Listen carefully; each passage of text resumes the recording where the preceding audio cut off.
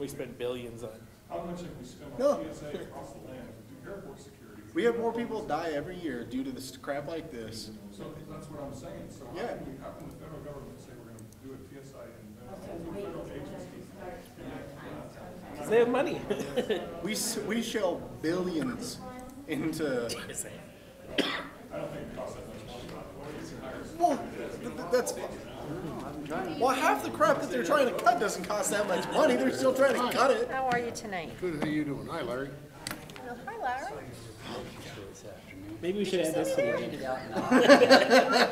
Talk to me. Well, you were checking out, so I went on Local game control. Oh, I ran it.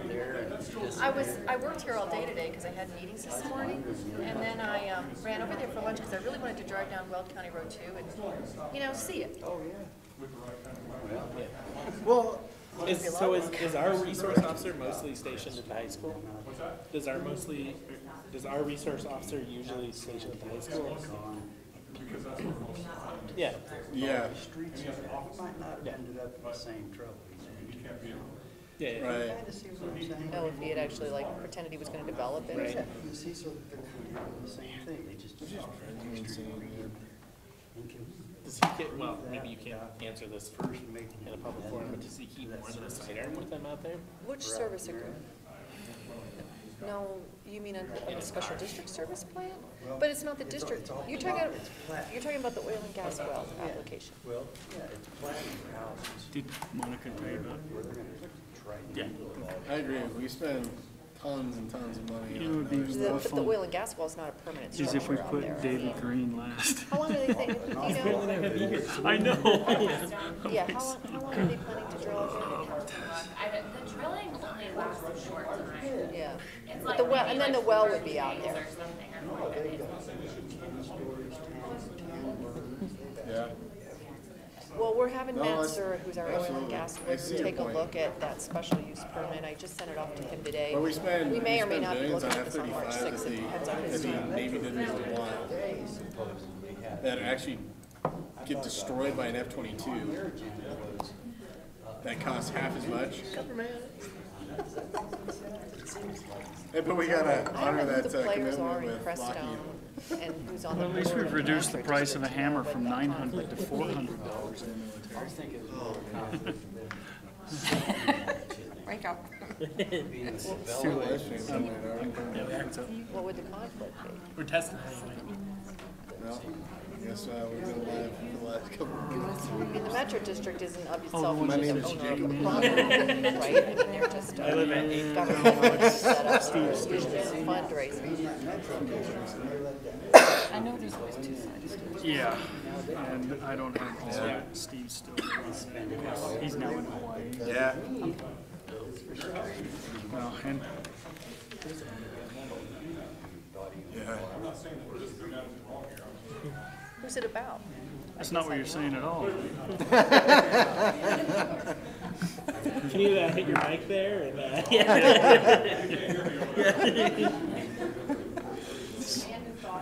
So I was just saying, my name is Jacob Lapp.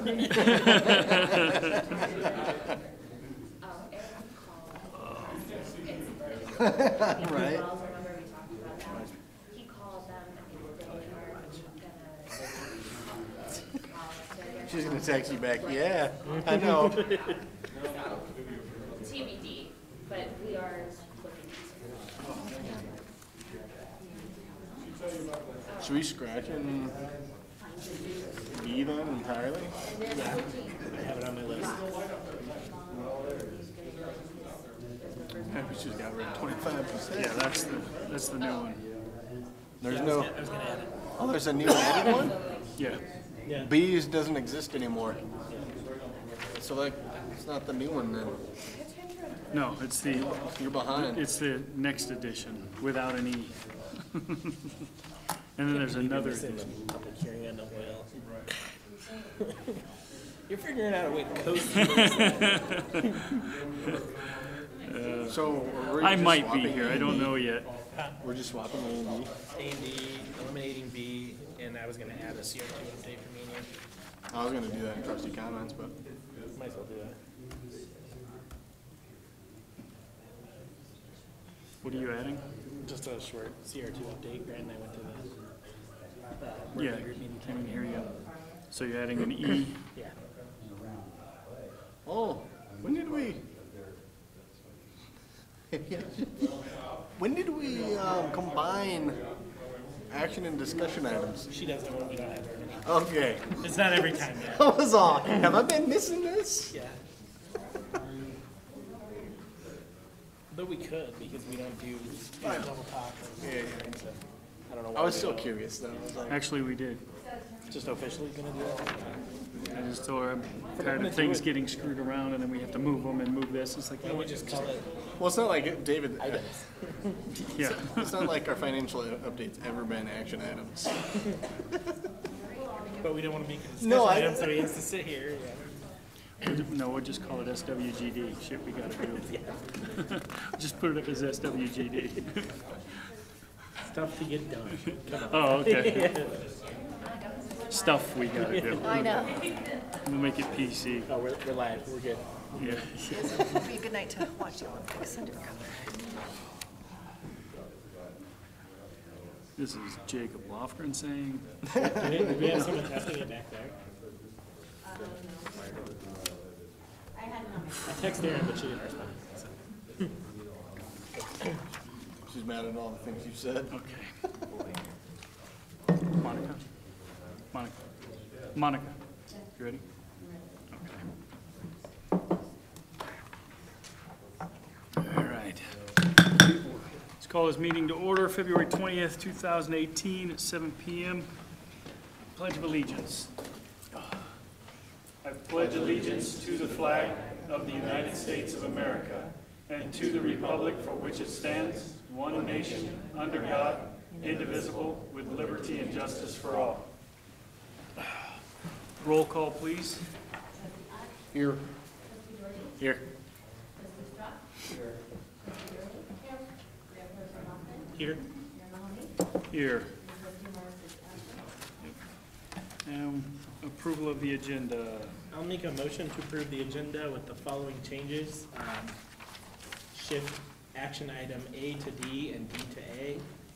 Eliminate action item B and add action item E, a brief update on CR2 from myself and trustee Doherty. Second. Roll call, please. Trustee Doherty? Yes. Trustee Strauss? Yes. Trustee Ernest? Yes.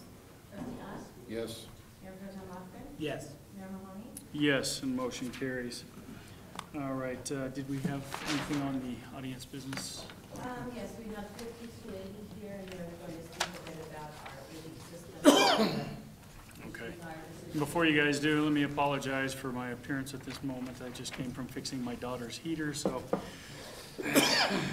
That's not a problem, sir. I actually didn't want to come. I just wanted to go to sleep and eat, but go ahead. That's fine, that's fine.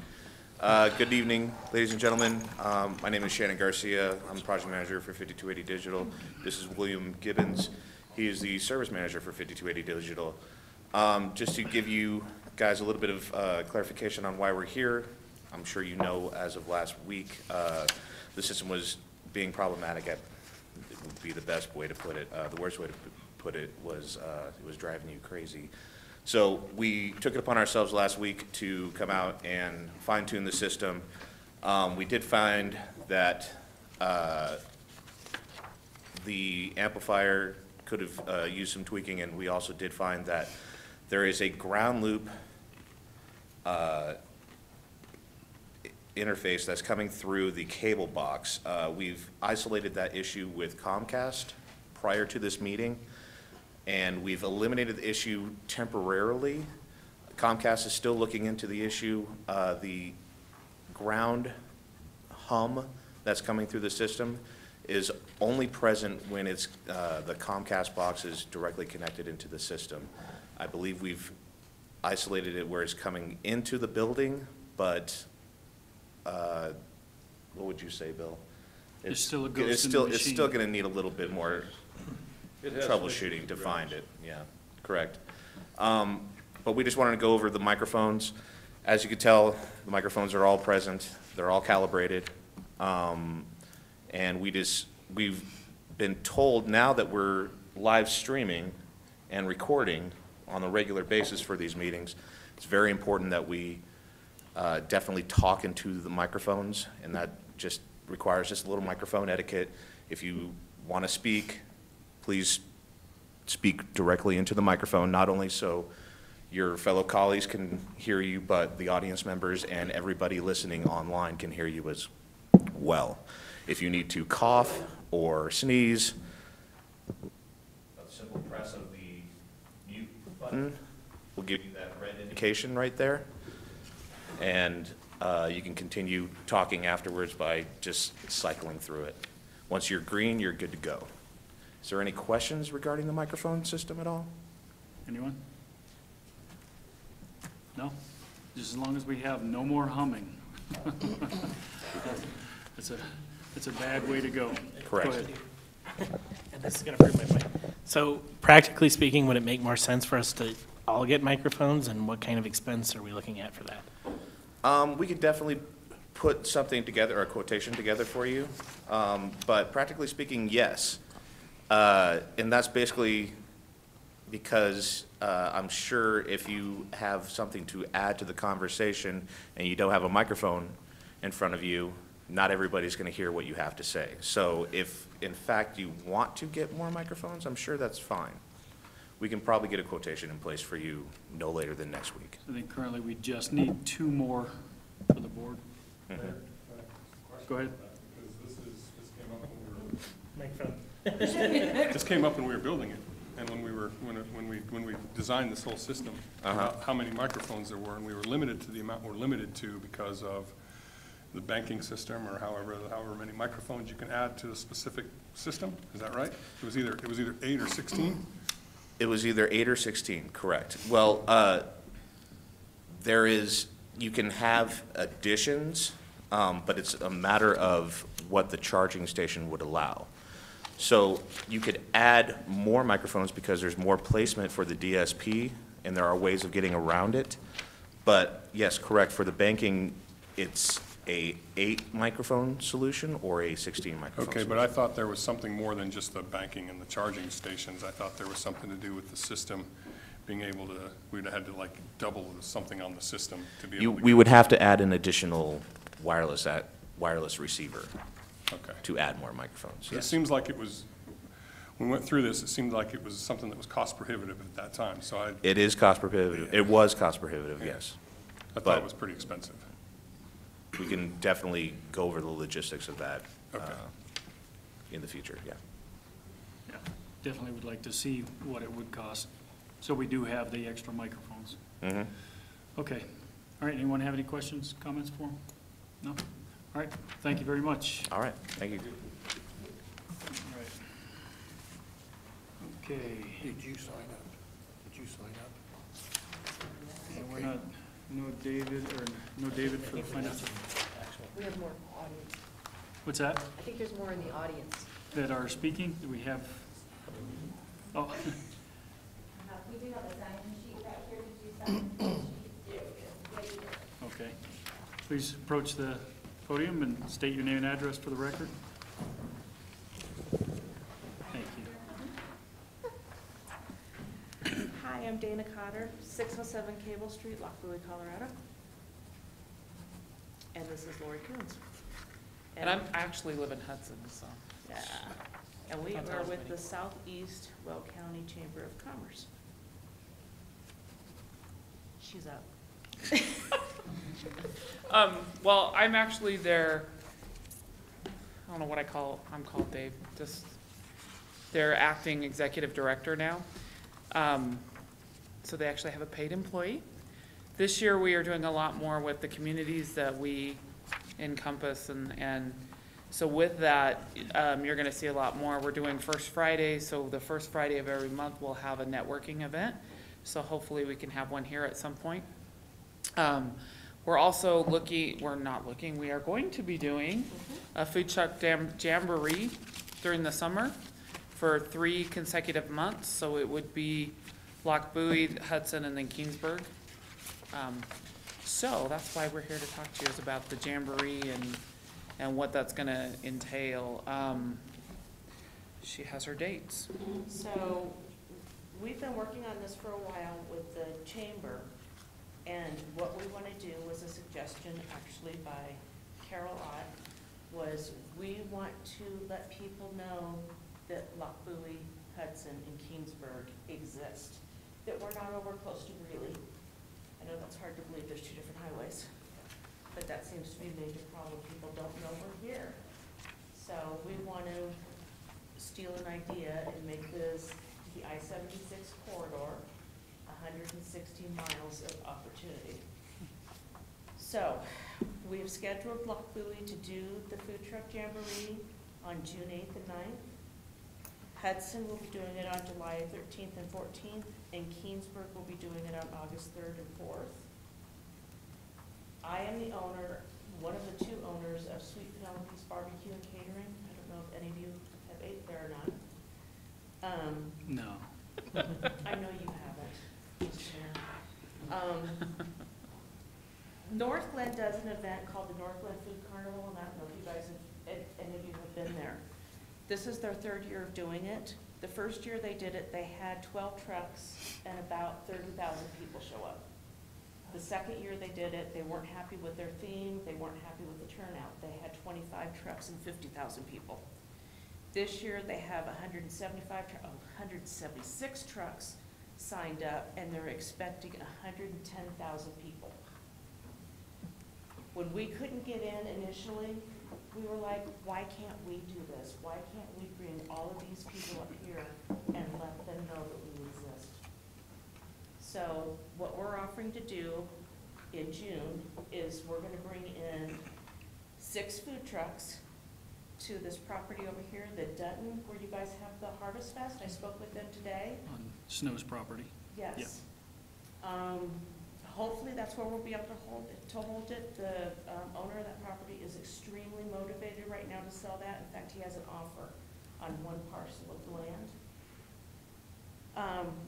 And then, so on Friday night, which would be June 8th, we would run the event from 4 to 9. On Friday night, we would have the food trucks, a beer garden, cornhole, and a band. Kind of keep it an adult sort of thing. And then on Saturday, we would make it more family friendly, and we would bring face painters, jump castles. So we'd still have Friday night stuff carried over. In the Saturday, we would finish the cornhole competition.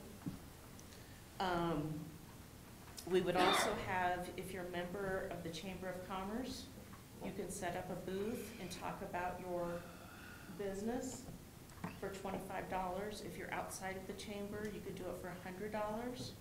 The gentleman who is the realtor on that property would like to set up a tent, and he would like to have his architect there to show the 3 buildings that he would like to put on that property. And that's pretty much it. That's our idea. And then we will move it from town to town. So just the two big draws will be the food trucks, and then the second one is a cornhole tournament. I don't know if you guys have been to one.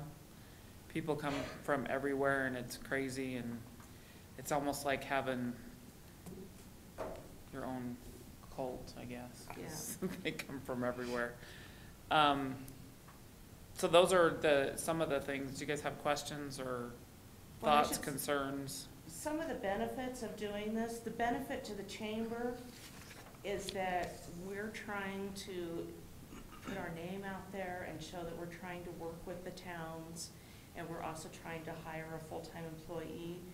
The food trucks will pay a price to go there. And we also have, all of the food trucks are required to have a certificate of liability insurance, which will not only cover our trucks, but also cover the property that we're on. And we're covered by a $3 million policy. This is just our policy. And then the benefits to you guys is we're going to be bringing revenue into your town by way of sales tax, and hopefully exposing that, there's room to grow up here. Because I know Silver Peaks is backing us. They would, the realtor over there would like to come out and try and sell homes when we're here. Things like that. Okay. Anyone have any Questions, comments? They just need to get with Monica to get a special permit, because you're gonna be serving alcohol, so you need to. Yeah, so there's two things that why we haven't done that yet is one, the property location. I understand, yeah. So we're still kind of have a thread of hope that Antonov's will come through, but yeah, that's, a thread of hope, I said, but otherwise the other place, but then again, they have an offer on it, and so we may have to look for. Yeah, I think, it's not on town property, but because obviously we'd be concerned that you'd have adequate parking and, those kind of plans, so. That's why Antonov's would be better, but. That's why Antonov's would be better, and that's why we want to work with the town and get you guys involved in this, because we're trying to bring something to your town and Yeah. stuff. Anyone have anything else? All right. Okay, thank you, guys. I hope it actually kicks up and happens. Yeah, finding the property, if you need any help, give me a call with Antonov. I can contact those guys. They're usually pretty good with us. I've spoken with Doug quite a bit. And We have been trying and trying. Antonov would be our first well, one that we would like, because it's closer to the highway, and we can let people know on the highway that. Well, and I think if we got Antonov's, we have enough adequate for parking and for the event to be held in one spot. they usually let me use, when we do the fall festival, they let me use their property for parking. So Dana's gonna call you in the morning and get that rolling? If you don't hear from me, you'll hear from Max. All right, thanks, guys. Thank you, guys, I appreciate it. All right, and we have, that's it on that. Okay, and now we'll have the discussion regarding the water tank sizing, JVA. Do the consent agenda. Just get the consent agenda. Oh, did I? I didn't want to do that. I want to be done. I'm hungry, I'm getting hangry. You guys just sit there and relax. Yeah, ready to adjourn? Oh, Lord. Okay, the items on the consent agenda are the payment approval report in the amount of $273,567.90, as well as the February 6, 2018 minutes. I'll make a motion to approve the consent agenda as presented. Second. Roll call, please. Trustee Strott? Yes. Trustee Early? Yes. Trustee Ott? Yes. Trustee Gordy? Yes. Mayor Pro Tem Watson? Yes. Mayor Mahoney? Yes, and motion carries. You notice a theme here. I'm trying to get into the action items and get out of them. All right, now we'll talk about the, okay, we want the biggest one we can afford. Thank you. All Have a right. nice good night. Well, thanks for having me again. I'm Mandy Rasmussen from JVA. I was here 2 weeks ago talking about this tank project, and we were able to all agree. We looked at several different styles of tank. We were able to agree on the composite fluted column. And then I also have some news to report. Earlier today, we met with Jen Ruby from Walton, the Silver Peak. So we talked about the tank site. 2 weeks ago, we all talked about 2 possible sites and all agreed the one closer to Ruby Avenue was the preferred one. And based on today's discussion, the developer agrees with that. And so now the town and Walton are going to move forward towards dedicating that land and what exactly that land will look like for the tank site. So those 2 things are wrapping up nicely. We can move forward. The one remaining item was the actual size of the tank. So we had direction to look at a 2 million gallon size rather than the 1.5 that was proposed. So I have some new information today. We did go back and get some more pricing, and as we suspected, the price per gallon did go down when we looked at the 2 million gallon size. So this, you can kind of see the tank will be a larger diameter. It's the same, it'll be the same height no matter which size. The pedestal will also be a little larger, so it'll be a larger just shadow of the whole tank. And then, so basically bottom line, the total project cost will look like $4.5 million for a 1.5 million gallon tank versus closer to $5 million at $4.92 million for a 2 million gallon tank. And just to include what the town's 5-year budget, what we have right now that we're kind of using based on the master plan is $4.59 million. So So the 1.5 fits in, 1.5 million gallon size fits into that budget nicely. Additional dollars would be needed for the 2 million gallon tank. So next slide. So here's just a quick summary of some of the advantages and disadvantages. We talked about this last time. The advantages for the larger tank are pretty straightforward, just more more ability to store more water.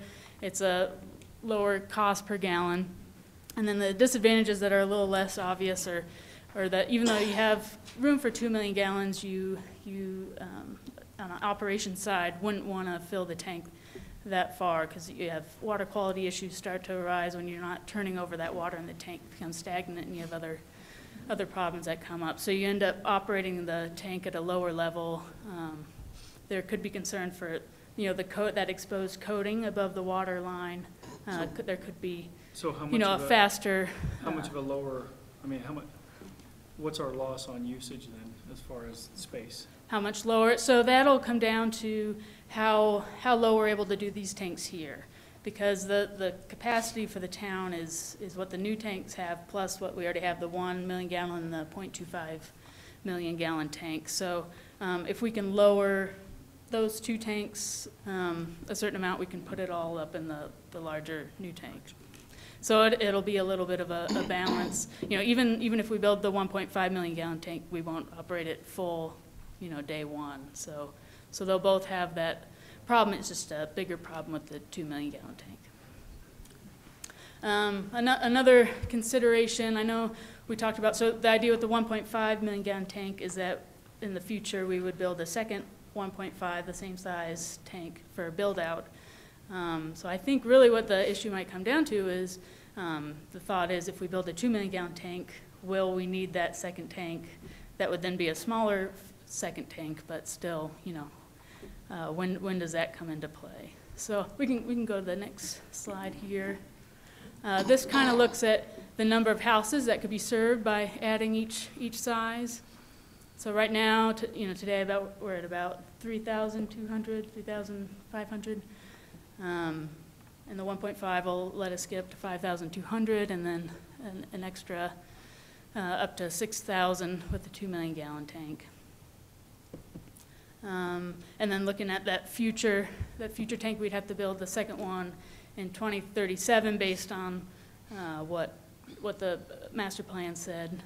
If we build the smaller tank, and then we'll gain an extra 10 years basically if we build the 2 million gallon tank.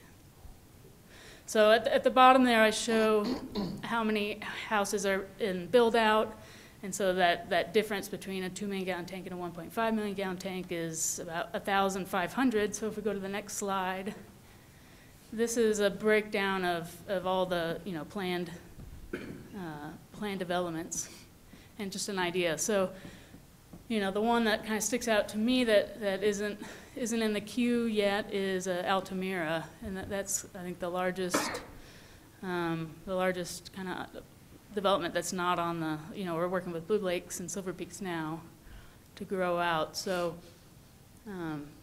that's the one that sticks out to me is that second tank could be tied to Altamira going forward. And there's space on the lot that we're setting up to have both tanks? Yes, yep.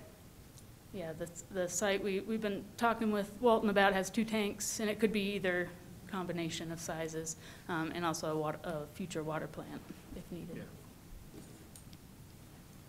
So that's kind of the summary of info. I've additional slides if we want to look at the tank side or anything like that. But it's really we feel it's up to you all on which way to move forward, and we're all comfortable with each way forward. It's just a matter of how large a tank we want to build today. And how much money we want to spend. Yeah. Questions, comments? Trustee Early? Yeah, the state land board also is plotted for a high school. Really?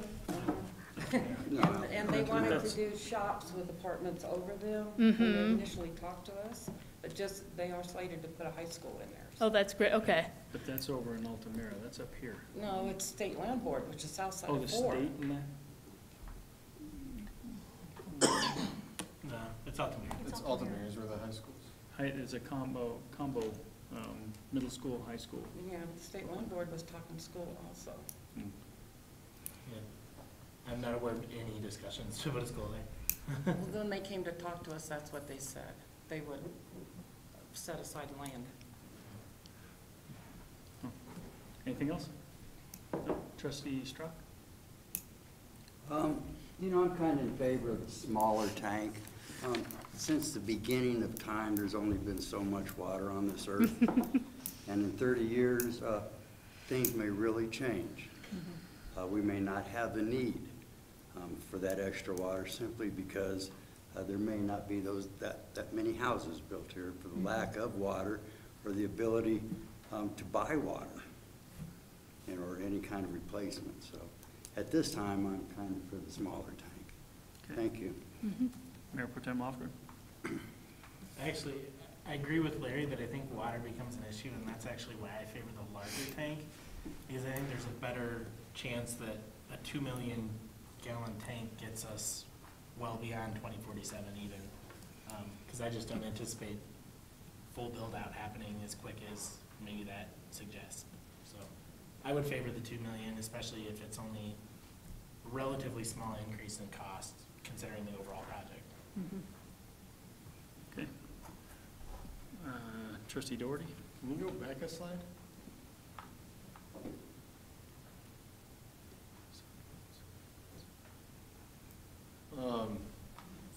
Would the site be able to do 2 of the 2 million?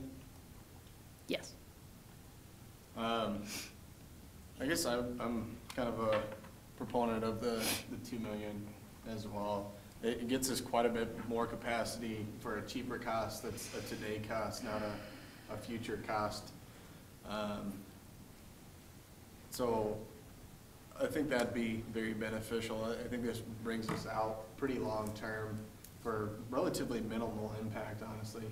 So I'm definitely leaning towards the 2 million. Okay. Trustee Ott? Well, I suggested the 2 million to begin with, so you know I'm in favor of it. I just think it makes more sense. You know, we're assuming that with the build out, the economy is going to go the way it is. Well, we know it's not going to go the way it is forever, but we may be good until 2057 with a 2 million gallon tank. We don't have to do anything. So I think it makes more sense to invest the money now. You know, and I've always been a proponent of planning for the growth 20 years from now, not 5 years from now. So I'm definitely in favor of the 2 million gallon tank. Okay. All right, and I have to agree with my counterparts who are on board with the 2 million gallon tank. I think it's planning for the future, and even if we don't, you know, use it to capacity at this time, it's still there and it's still viable. My only concern is that extra bit of money, but Yeah. I want to keep costs as low as possible, but we also need this. So I think that's kind of the direction. We have a consensus as far as 2 million gallon. All right. So All right. build a big one. We'll continue on. So you guys going to have that built next week? End of year, right? No, we'll move forward with the permitting and start submitting a draft report to the town for review and then to the state for the permitting review. Go ahead. We actually need to make sure we have the money. No, you're going to write the check. All right. Well, I guess thank- what we could thank do you. is just when Steve gets Yeah. back, just make sure he spend a little time with him looking at the budget and making Yeah. sure that with this direction that there's a path forward on. And we do, yeah, and working with operations, we are planning to have construction span over 2 years just to help with that, 1 year cost. Yeah. So we'll continue that plan. Go ahead. You'd mentioned that we weren't really going to fill up the $2 million or 2 million gallon tank. And we weren't really we're going to lower the amount in the tanks that we have here also. And so I guess my question is, you mentioned that there would be extra maintenance for that reason. Will it outweigh the cost? If you go back, I think 2 slides. So this, let's see, the interior and exterior painting cost. You can see just because it's a larger area, the 2 million gallon tank has a larger cost. this number here is kind of what's expected to be required every 20 years. So it just, you know, it might just be that it needs to happen at 17 years or 16 years, something like that. Thank you. Yep, And also, as the town grows, that tank will be filled up more and more, Correct. right? Yeah, okay. Go ahead. Yeah, I just wanted to add, to the extent this isn't a vote and it's just consensus, trustee Morris had indicated he was in favor of the bigger one too, so. Okay. all right, thank you very much. All right. And G.K. Baum. I think I saw our guy walk in. I've been moving all day. I kept track of how many floors I've done. I think I'm up to 50. So I apologize for my tardiness. I just wanted to come in and give you an update on kind of where we are in the process for the bonds that were approved in November. So we've engaged the attorneys, we've gathering information, and I think the plan is at the meeting on the 6th, March 6th, there'd be an ordinance to present before you for approval. You know, the bond issue looks eerily similar to what was approved by the voters, so no more than 4.5 million. If you remember the ballot question, and the maximum mill levy to pay that back of 12 mills. The latest numbers we've run show that without even much increase in assessed value, we're in the 8 mill range, high 7, Very low nice. 8 mill range. So the idea is that the town could levy up to 12 mills, but doesn't need to. So that helps for a couple ways. One thing, the tax is lower. That's a good thing. The second thing is we have what's called debt service coverage. So the investors and the rating agencies see that there's room if for some reason they had to. And we really haven't taken into effect all the growth that you just were talking about with the need for water. So I think it's all in good shape. Interest rates been moving a little bit. The municipal bond space, the rates haven't gone up as much because everyone rushed to market in December people didn't know what the tax bill was going to be. So it's been a little bit slow in terms of volume. I keep hitting that, keep my hands away. And so because there's not a lot of supply of bonds, the investors are willing to accept a little bit lower interest rate because they want to have the investments. So about 3.5% is the rate that we're predicting today, though that can change tomorrow. So I think all good news. The plan, I don't have the calendar in front of me, but I think the plan is then it would close in April sometime. April sometime. I can't remember to meet the ordinance taking 30 days to take right, effect. 30 days, right. So April 9th or something. Yeah. Anyway, middle of April. And the way it works is then bonds are sold and you have the money. So the money just gets sent to wherever I'm told to send it. And then you start the project. So I think it's all good. I think it was important to come and talk to you before the ordinance showed up, but we're kind of just following what the voters approved.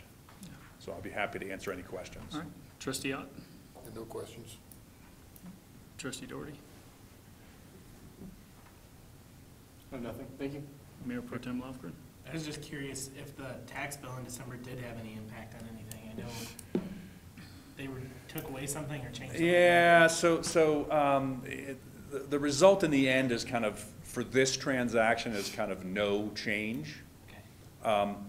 So we've seen an increase in interest rates. The question is, are they a result of that tax change or just the result of economic? I don't know the answer to that.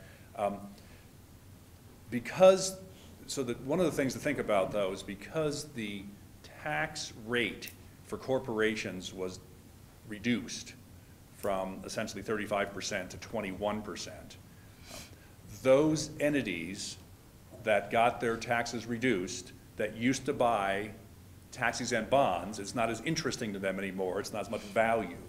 So the world has shrunk a little bit in terms of investors, but the largest investors in tax-exempt bonds are mutual funds, and mutual funds represent individuals whose taxes rates did not go down as much, right? So So we're it's kind of this balance, and because of the supply of bonds, this is not just in Colorado, but nationally, because the supply's been so light for the first 7 weeks of the year, we haven't really figured out what the actual impact is, so we're kind of playing that by ear.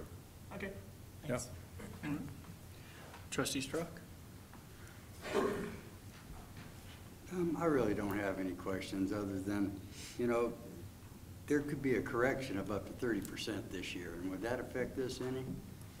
In terms of in terms of the stock market? Uh-huh. Yeah, you know, it's interesting. During the last couple months of 2017, when the stock market was just growing really, really quickly, the bond market and the stock market were kind of going in together, and usually it doesn't work that way. Generally, when the stock market struggles, the bond market succeeds. We improve because people take their money out of the stock market and buy bonds, and rates go down. So we always say in our business that, you know, bad news is good news. So actually, you know, indications would be if there's a stock market correction, it's probably a benefit to borrowing rates. Thank you. Sure. All right. Trustee Early? Nothing, thank you. And I have Great. nothing. Great. Thank you very much. Yeah, I think we're in good shape, right? Yeah, so I think next meeting, we'll be bringing forward an ordinance that'll have a lot of language in it that bond counsel is going to require that we have in there, and so just, you know, be prepared to review that. Right, and one of the things that's important in that ordinance is there are parameters or limits, and those limits are really the limits that were set in the ballot question. So you had a ballot question that set limits on how much you could borrow and what the amount could be, and then it's repeated in the ordinance that approves the bond, so just kind of just emphasizing the same thing over and over Yeah, again. so it gives us parameters by which we can, you know, enter into issue the bond. Right. And as long as it's within those parameters, and it allows for that float between the day you approve the ordinance and the day we Right. actually issue the bond. But I think we're in good shape. Okay. Great, thank you so much. All right, thank you. All right, next item is the discussion of the building code. We had that meeting last Tuesday, and we discussed the adopting the 2015 building code.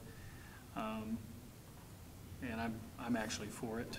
I think it's a great idea for us to move forward, and I didn't know if anybody had anything else they wanted to, anybody want to say anything or mention anything, or, because what we're looking for actually is a consensus to move forward and to push to do the adoption. So, anyone have anything they'd like to add, or any issues with that? No? All right, go ahead. Have we reached out to the fire department at this point? I don't think so yet. I think we should still do that. Oh, I agree. For kind of what their opinion is on house sprinklers and what that would look like for a town adoption. And then the other item, and my handwriting is horrible. When you can't read your own handwriting, that's Well, an it's issue. either a 4 or a U. Could be either. I think it's Appendix U, however, for adoption. That was one of the items that they brought up in that. And I believe it was specifically pertaining to solar panels. And that was kind of an option that towns could adopt versus not. I think from the sounds of it, it didn't make sense to adopt, but I wanted to kind of bring that up. To require them, or? No, I think it just provided, right now, Guidelines. it's more guidelines on the use of solar. And I think it also is a way to kind of promote the use of it as well. And it gives the inspector the guidelines too of Yeah. what to look for. And I don't think it was a good fit for us at this time, but I wanted to bring that up as well. But generally, I'm in favor of adopting the 2015 set of codes. Okay. So, well, consensus. Trustee Ott? Yep. Trustee Doherty? Yeah. Mayor Pro Tem Lofgren? Yes. Trustee Strauch? I'm in favor of it, but I'd like to discuss the sprinklers. Agreed. And Trustee Early? Yes. Okay, all right. So So be it. is this direction for me to go ahead and draft an ordinance to adopt the whole set of 2015 International Building Codes, the residential, the building, the? Yeah, you don't have enough to do already. We're just going to throw that. That's fine. I just want to understand, and those amendments to those codes that Safe Built was advocating for, I'm hearing, I think generally that as presented, did you all have a meeting with Safe Built? I guess Yeah. I'm behind the curve on this. So you had a meeting and, And essentially, it was, okay. yeah, the fire code, contacting the fire department, primarily because which way the fire department, we wanted to know which way the fire department leaned towards the sprinkler systems. in the Okay, but we're not homes talking and about the things like fire code here. We're not trying to No, make any but the changes. It's whole just that thing the issue overall. of sprinklers in the IBC. Yes. Okay. Yeah. Okay, so, and as long as the fire department, so I don't even know what the 2015 building code is saying about sprinklers, because over the last couple of iterations of the building code, they've kind of gone back and forth on that Yeah. issue. Are they now requiring I believe sprinklers? they're now required, if I remember correctly. Even in It's- residential? Even in residential. So the question was, I guess, kind of how the fire department perceived that, and if they felt that the town should proceed with adopting that, or having an addendum, or an amendment to not include that portion of the IBC. So Actually, I if- say if- IBC, it's not IBC, it's RBC, it's the Residential Building Code. Okay. So if the fire department, my guess is from just knowing fire departments, what they're going to say is, yeah, the more sprinklers in residence, the better, right? But then you have to do the balancing act of that increases the cost, and you want developers to come in and build out Silver Peaks and all these communities. So how is that to be weighed as I present this ordinance to you? Because my guess is I'm going to call the fire chief and say, the board is interested in knowing, what your position is on sprinklers, and he's going to say, all for sprinklers. Yeah, no, I think that's still something the board as a whole should discuss, because I'm not really all that on Have board you with done any sprinklers. investigation as to what other surrounding communities are requiring on the sprinklers? No. I mean, I think that might be instructive information as well. Yeah. Go ahead, Larry. Part of my concern on that was that he had mentioned that these systems now were less costly because Yeah. they were hooked up to made the domestic water systems in the houses, which brings up concern with me because now you can't put glycol in them and keep them from freezing in your attics and stuff, and in the outside walls. So that's more my question on that is being part of the system. It's probably not a big cost factor. I don't see it being hooked up with the domestic water being a good idea at all. So. Yeah, we had the discussion, and I still am on the fence about it, just because it did come out that the costs are reduced, they're not as expensive, and not adding a whole lot to it, but I still have my misgivings with putting the sprinkler systems in a house. You have a kid kicking the ball and bust one of those open, well, now you're flooding your house, and guess what? Your insurance isn't gonna cover flood damage to your house. There's a lot of questions I have about it and a lot of concerns, so. Anyone have anything? So why don't we just leave omit it from the code? Don't adopt the sprinkler systems. I think that's what we've done in the past is omit it. We left it out because it was in the 2009 code. I Yeah. believe. So just omit it from the codes. 12. I mean, I guess I would be curious to hear the answer, and maybe it's from the Safe Built guy or Well, we someone can always else, re-adopt it later. as to whether, how Brighton is addressing this, how Hudson's addressing this, how our neighbors are addressing this, so that we can be similar to them and competitive in terms of building. I would agree. I think it'd be better to get some additional information on areas around. So maybe staff could just make some phone calls. I think it might be interesting to know what Brighton's requiring, what Hudson and Keensburg are requiring, just what our neighboring sort of competing communities, if you will, to get residential development are going to do about that. I think that would be helpful information, and maybe we should just come back with that information before we bring the ordinance forward. Particularly Brighton and Fort Lupton, since they're building at kind of our pace, or close. Yeah, so And they may be postpone the using ordinance Safe till Built the in second Fort meeting. Lupton. And just get the information on the next meeting. Yeah, we can do that. Get as much information as we can before we make a decision, but I mean, I think we're all on board with adopting the codes, just we have that question. So if we can find out as much information on that as possible, and have that back at the next meeting, if possible. Anyone have anything else on that? No? Okay. Staff comments? Nope. Or out of that. Oh, yeah, I forgot. E.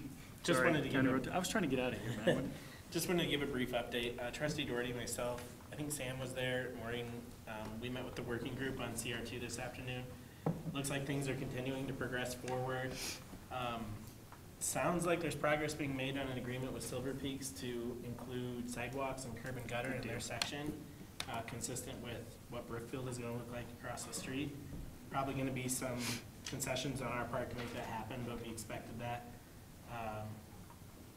We are working well with Brighton. There's going to be meetings about an IGA. Maureen's gonna get those set up soon. All of the developers on Brighton are at least at the table and talking with us. So they are participating in this project, which is good news and news that seemed iffy for a little bit. So it looks like this is gonna come together, but I think as Maureen described it earlier, there's a lot of players and a lot of work to get done, but it's looking promising right now. That's all I kind of wanted to say. But, yeah, I'm just happy we've given ourselves enough lead time to do and get all those players at the table. I don't know if you had any of it. Anything else? Anyone have any comments, questions? No? All right, thanks, guys. Appreciate it. Chief? Okay, so, I understood in one of the meetings I was at, that I was not at last month, I think, somebody was talking about it was asking about thefts or something from vehicles or something like that. That has been a problem it's been on my report for, I don't know, about Months. several months, about how this is continuously being a problem, and we have made some arrests on some of those things periodically over those times. I mean, this is like it's like a roller coaster kind of a thing, right?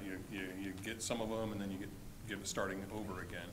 But we also have had some stolen vehicles because people leave their cars running, trying to warm them up, and all these things are crimes of opportunity, and many of them could be stopped if people would lock their cars or not start their car and warm it up and go back in the house, which is also illegal, but it's just more than that. You get your car stolen. I mean, a ticket from us is a lot less severe than getting your car stolen and wrecked down the street or something. So I would encourage you to let your neighbors know to not do that. If you see a neighbor doing that, tell them that's not a good idea. And now the remote starts are all right. That's a different thing. So I don't think I have anything else really to talk about other than we talked about it a little bit starting before the meeting started. We were talking about a couple of weeks ago, I don't remember the exact date of it. We got some information. A kid was expelled from school based on some comments that were overheard by other students that he was going to do a school shooting, and we went and investigated that, talked to interviewed several students, and thought we had enough to charge him. We did do that. I don't know if formal charges have been made at the district attorney's office yet, but we arrested him for that. So given the light of everything that's going on, I mean, it seems like we're dealing with these things all the time, and it's not just a somewhere else problem. It is a real problem, and it's right here. Trustee Early was talking about her relative, right? Granddaughter that was over their schools are getting some same things. So hopefully we can be on top of this to do what we can try to do to squash it. I don't know the answers. The Florida thing, they're saying the FBI should have acted and did something. Honestly, we don't know what they did or didn't do. Fact is that making threats doesn't usually put people behind bars. So we don't know. They may have done everything they could have done. In the situation we dealt with, we did everything we could have done. The kid was still walking the streets. He could have easily carried out what he was trying to carry out.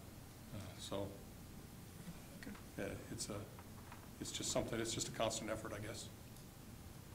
All right. Anyone have any questions or comments for Chief? No?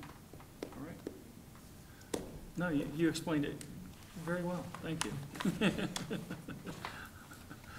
All right. Mr. Reback, I just want to say, before you give yours, great job this morning. on the plowing. I was very impressed, especially around, early this morning. I noticed sidewalks were even plowed. You guys got out there and got really busy. Very good. Thank you. But It worked out well because we were here to test that force main on County Road 2, so it started snowing. It's like, oh, this is great. But we managed to conduct that test, which I wanted to do because, as you know, the board approved additional funding to isolate the force main along County Road 2. That money will be used, well, the intention was to put 2 plugs or 2 valves under pressure. A company comes out with specialized equipment. They settle the pipe basically, and under pressure they put a valve in. So we did that last week on the Silver Peak side. And I held back with inserting the other one, which is $20,000, and thinking, hey, maybe we can still save that money and let's just close more valves and see maybe, we can still isolate it. So that's what we did last night. Unfortunately, it's a bizarre thing. I mean, we went 5 valves with zero pressure drop down to Homestead and up the street, and these are main valves on the main force main, which is either they're all bad, which is probably what it is. Maybe there was a bad batch and those things just are not closing. So we had lined up the company to tap the other saddle this morning, but they called off because of bad weather, so they're going to do that tomorrow morning.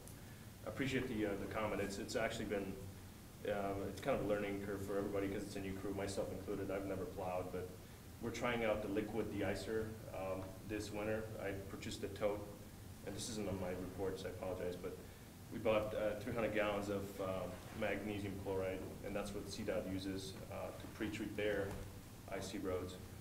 However, we haven't had a chance to set it up right with the nozzles and everything else. We have the tote sitting in the back of the truck, and it's an expensive chemical actually, so I wanted to try it out first on a couple of intersections because it's $2 a gallon.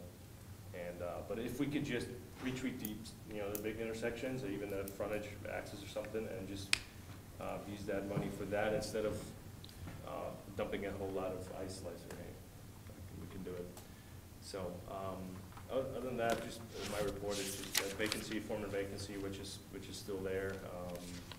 Had one applicant, we interviewed one applicant, and the RFP for pavement work is going to go out this month. So okay, so I have. Thank you. Any questions, comments?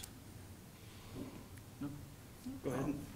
I noticed yesterday that Brighton had pre-treated their road, and it was the difference of night and day this morning, so. It is, man.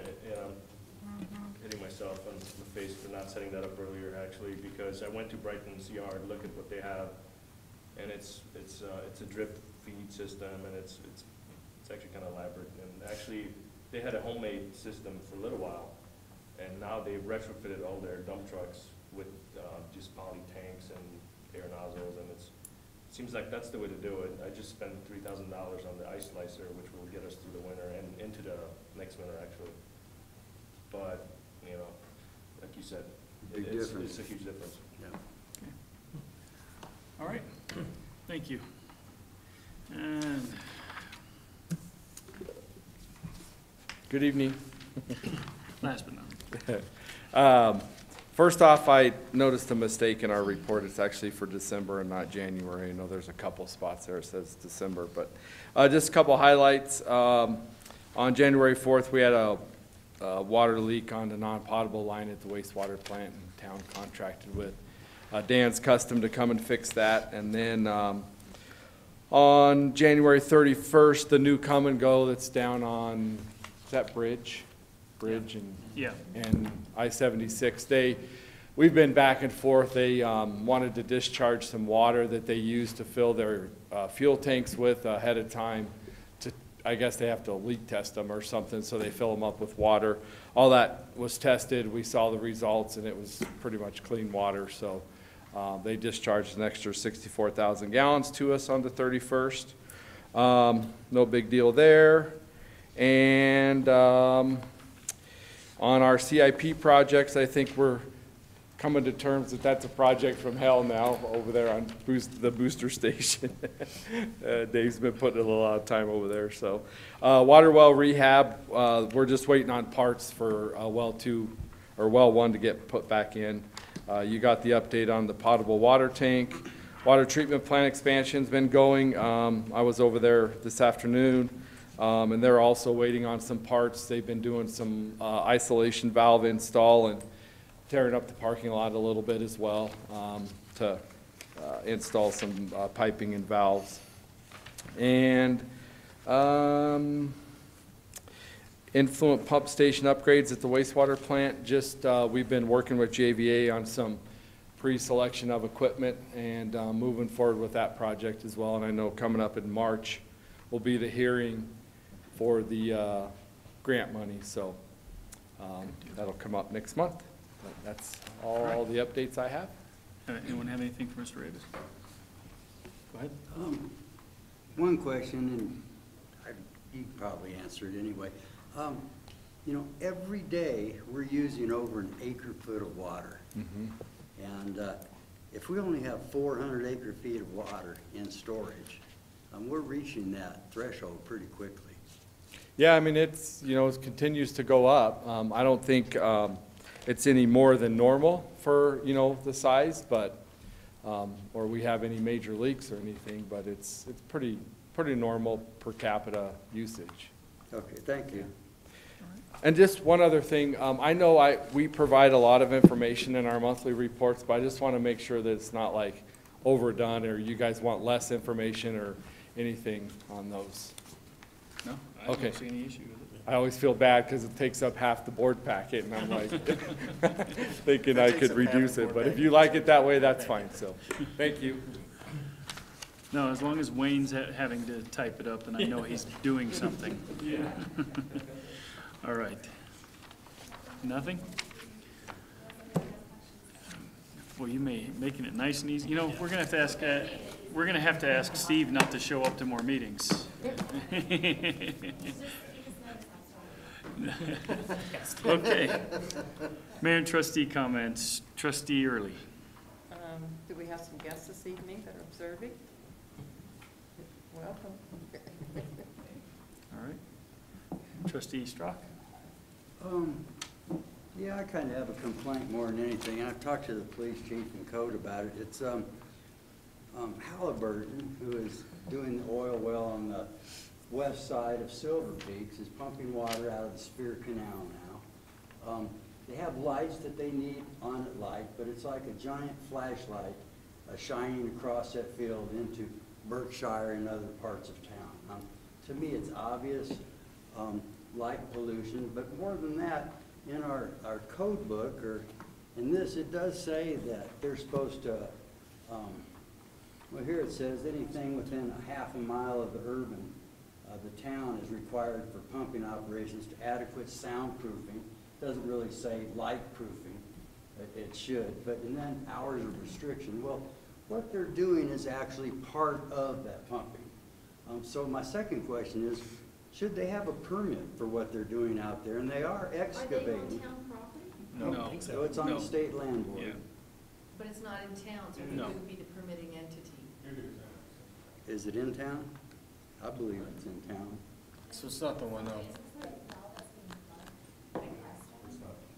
No, it's not the Crestone project. That's my next.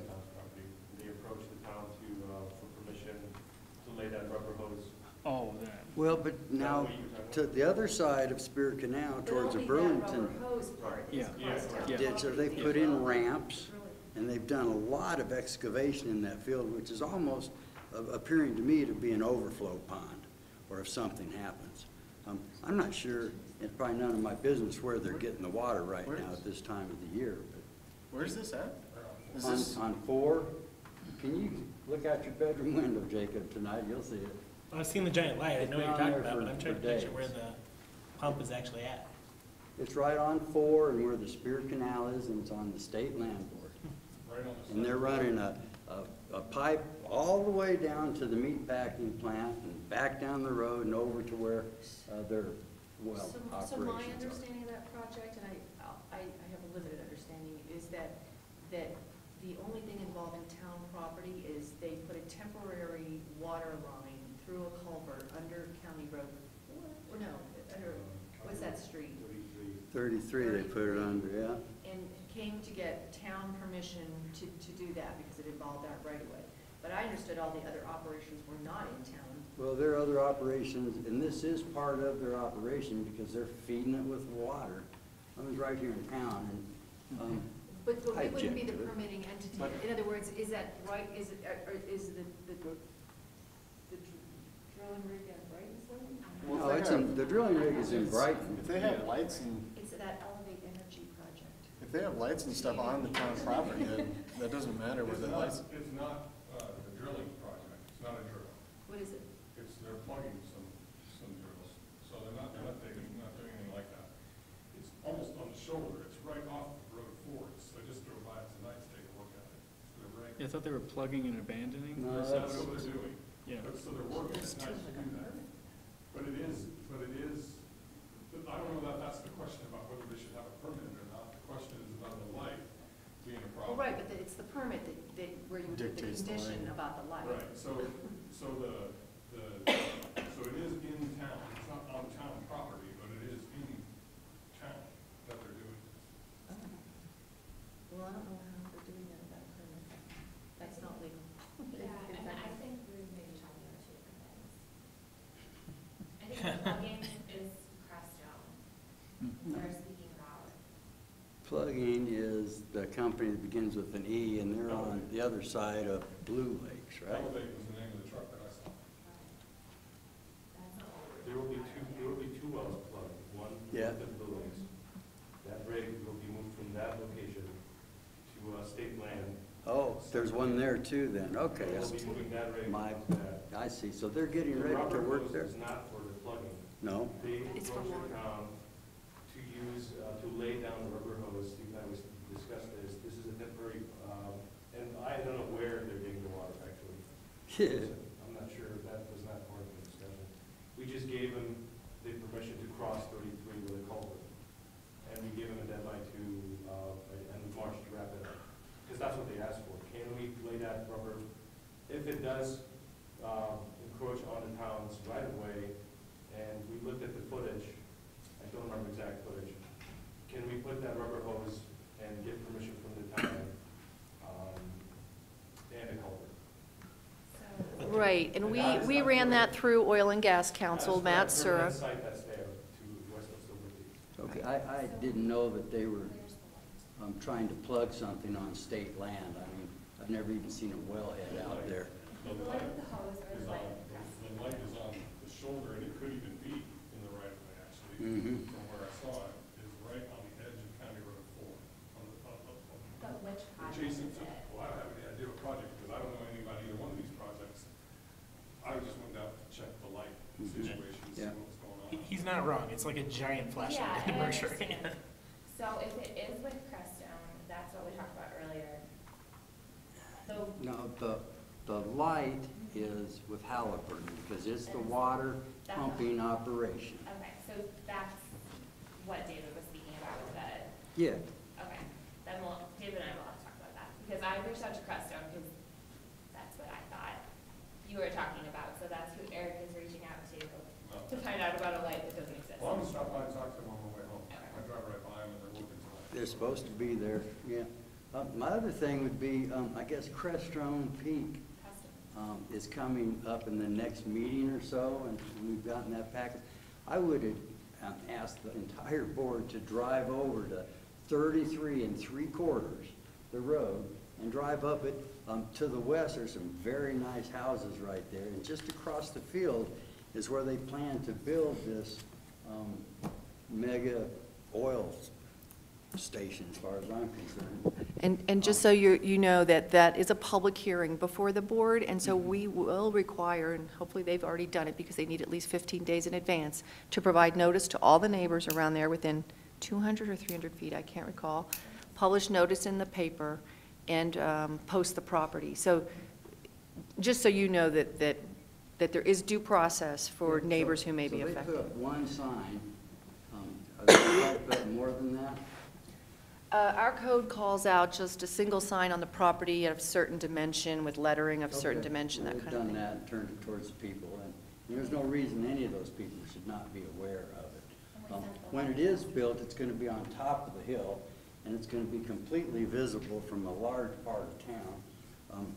Also, it's right in the middle of a residential district, and I was kind of wondering, if we take, I mean, I would like to know how much our fees are for each So house. I just want to caution you that this special use permit application is one of those quasi judicial matters that you're supposed to consider at the time that the application is set for the public hearing, so that the applicant is here to answer your questions, to present evidence to you, so that any opposition is here to present evidence and answer your questions. So I'm going to cut this one off. All right, fine.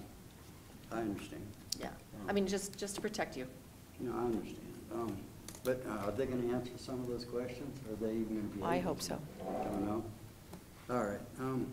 I guess that's really it. I noticed that, Dave, I might know, the book box from Hudson, the book box at the senior center is good for the library. Yeah, they're pulling their computers out of there too. Did that box go anywhere, or it just went back to? Just went back to Hudson.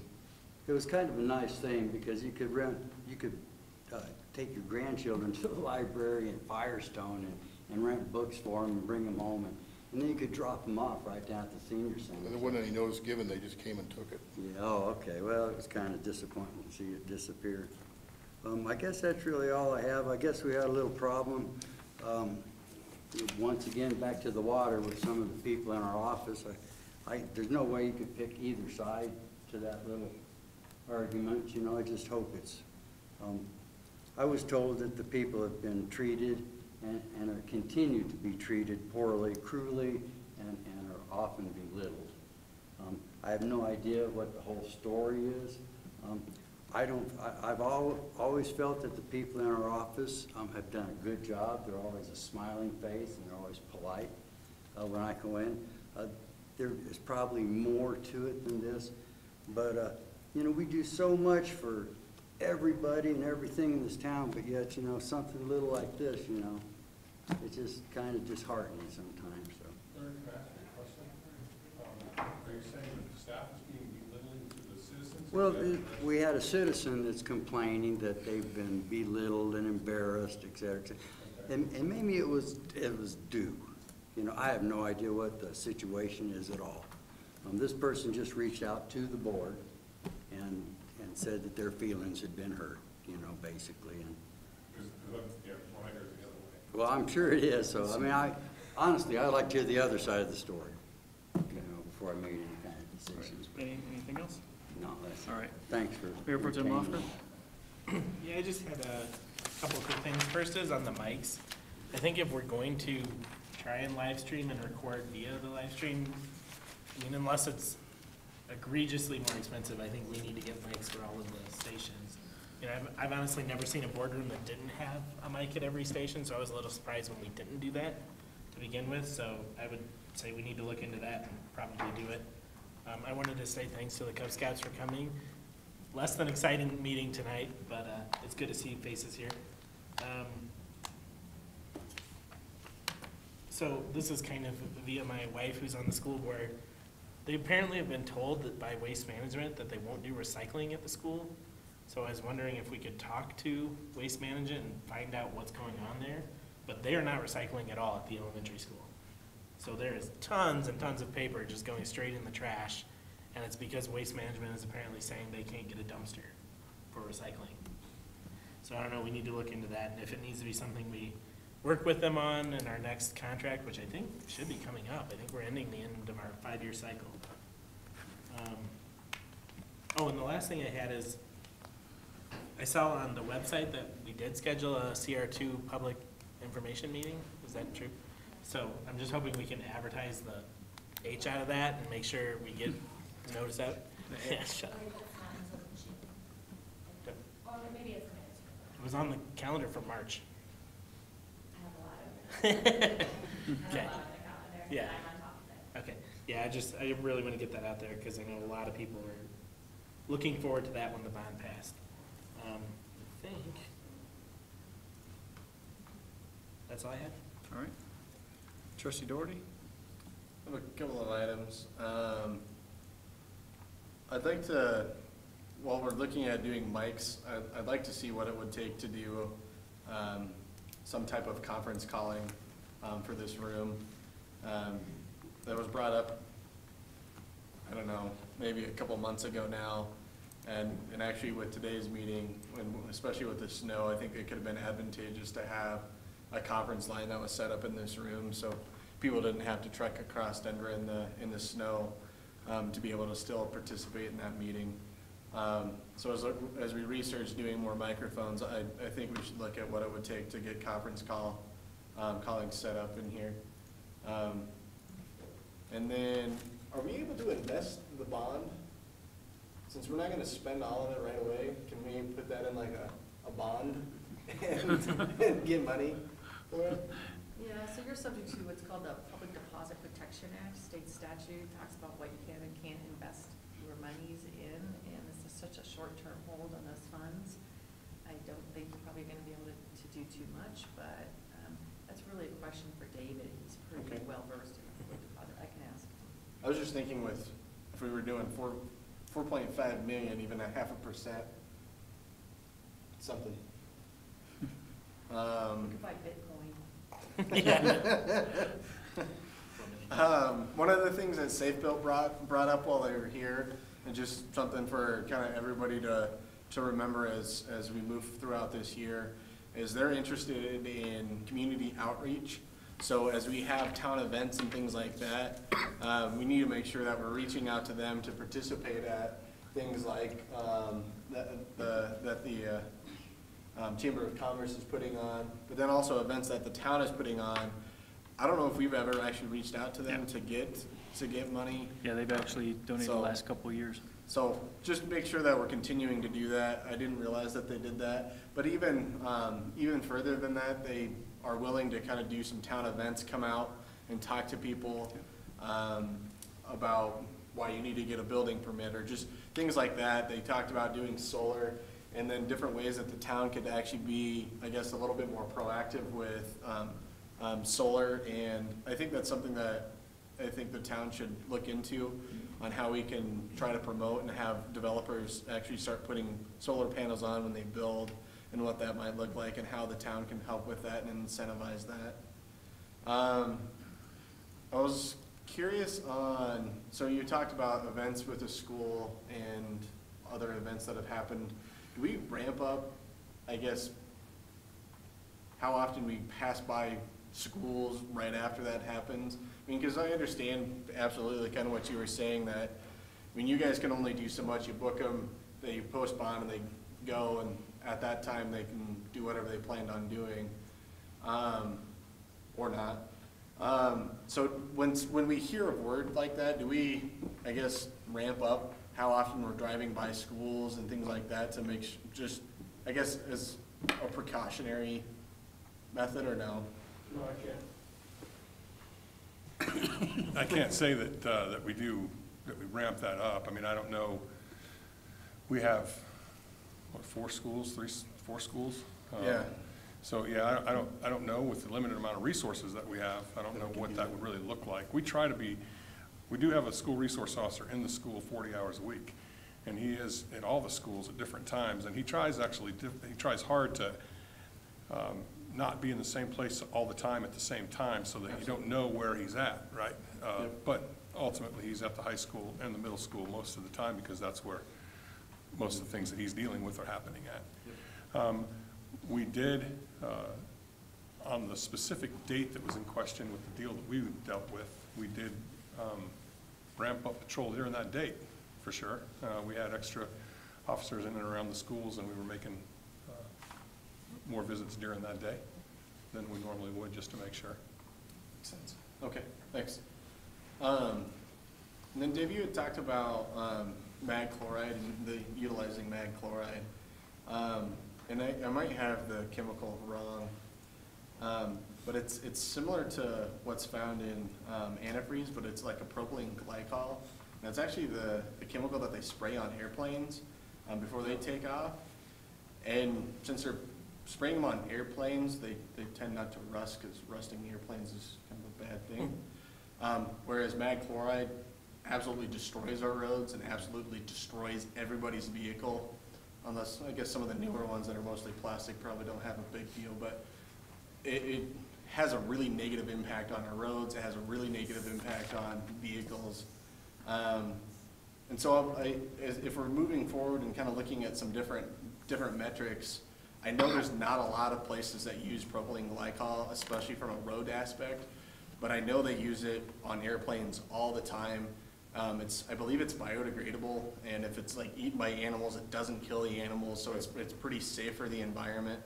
But it also it doesn't have the negative impacts on our roads and on people's vehicles as mag chloride does. And so I'd be interested if we could look into that and see what that would take, and what that would cost, if it's twice as expensive, or, you know, just a general idea of what that might look like, or even how we could get it dispersed onto the roads. I'd be interested to see what that might look like. And then, have we gotten any information on I guess, kind of the road impact from the new development east of I-76 and what that's gonna look like on County Road 2? I think we've had quite a few discussions, and that development's starting to move forward. And I don't know, since it's in Brighton, what that looks like, since I don't know how we can do like an impact fee. Honestly, one of the thoughts that I had, since we've had discussions on what that intersection on the other side of 76 is for everybody exiting when they're coming home at the end of the day, getting worse and worse if we have more and more traffic turning left there.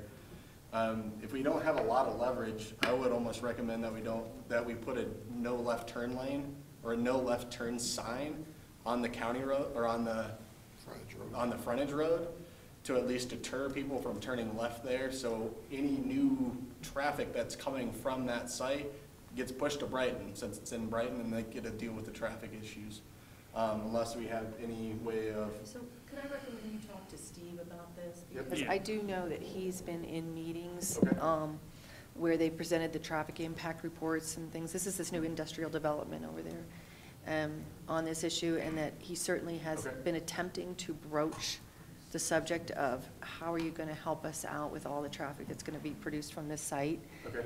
But he's more up. I was in on one meeting where they were really just presenting a traffic report, but I know he's been making some asks. I just don't know if he's made any progress. So That makes I think sense. it might make sense for you to set a meeting with him when he gets back to town. That sounds good. Thanks. And that's all that I have. All right. Trustee Ott? I was out at the CML legislative session on Thursday. There's some stuff that affects towns and cities, but most of the onerous stuff got killed in committee and never went any further. There's a couple things that are still flying around, the ACLU's trying to force public defenders on us as far as our town courts and everything else, especially if there's a jail sentence, you know, as part of the fine and that kind of stuff, but that's still being discussed.